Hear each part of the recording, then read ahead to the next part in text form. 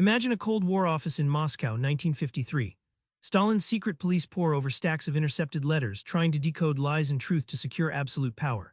Fast forward, and our modern world is drowning in fake news, deepfakes, and AI-generated chaos. How did we get here? More importantly, why does our hunger for information also feed the very forces that threaten to tear us apart? Yuval Noah Harari's Nexus holds the key to this paradox, revealing the dark heart and dazzling potential of our information networks.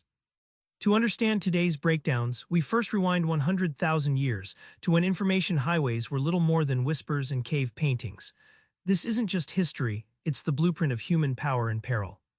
Harari paints a vivid scene in prehistoric Africa, where small bands of Homo sapiens huddle around caves, whispering tales of hunts and spirits. These stories did more than entertain, they forged shared myths that bonded tribes into political units, sparking cooperation on an unprecedented scale. Without those early narratives, no culture, no empire, no YouTube channel. Think of information like water flowing through ancient societies, not just nourishing life but also eroding landscapes. Harari compares gossip and shared myths to an invisible bloodstream that keeps communities alive. Except when corrupted, this same flow becomes a toxic flood, manipulating beliefs like a puppeteer pulling strings. Centralized control of information created kingdoms and bureaucracies, but also paranoia. The Soviet and KVD's manipulations of truth during Stalin's reign reveal this brutal dynamic. Here, information was power's sword and shield, showing how control over narratives can build empires and crush millions. The takeaway: control info, control people, but lose trust and your house burns.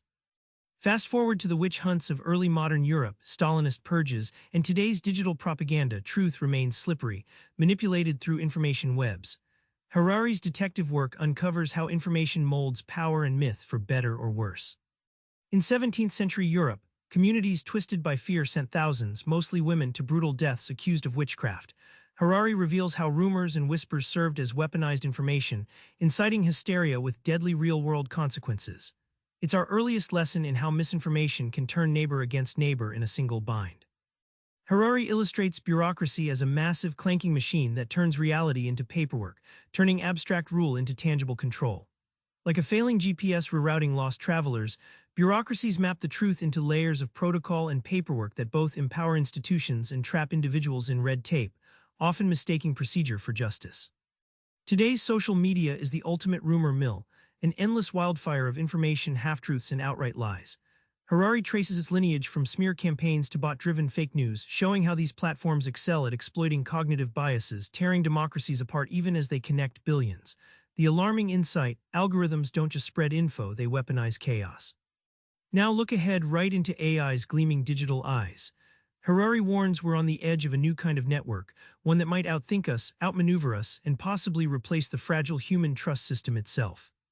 Harari recounts how AI systems in Silicon Valley now analyze petabytes of data, crafting narratives and behavior patterns that could manipulate public opinion without anyone realizing. These are no longer tools but independent agents shaping info ecosystems. The scenario is chilling: machines steering beliefs, all beneath our conscious awareness. Imagine handing your house keys to a robot who promises efficiency, but might decide your energy use is unacceptable and cut power. This isn't science fiction, it's the looming threat of autonomous systems controlling critical decisions once made by people. Harari warns this shift risks eroding accountability and our very concept of free will. Yet in the ruins of old info empires, Harari spots a silver lining: the Nexus, the network where information reunites, not fragments us. It's a call to rebuild shared stories, not digital silos, to reignite human empathy and collective wisdom as the antidote to AI's cold calculus. Our future depends on choosing connection over control. Remember that Soviet office in 1953 where truth was a weapon of survival? Now that same battle plays out across every screen we scroll and every newsfeed we trust. Harari's Nexus isn't just a warning, it's a roadmap. To survive and thrive in this wild age, start by questioning your infosphere. What stories are you feeding and who controls your data stream? Try this. Next time you hit share, pause and ask, is this truth, myth, or manipulation? Subscribe for more book summaries like this one.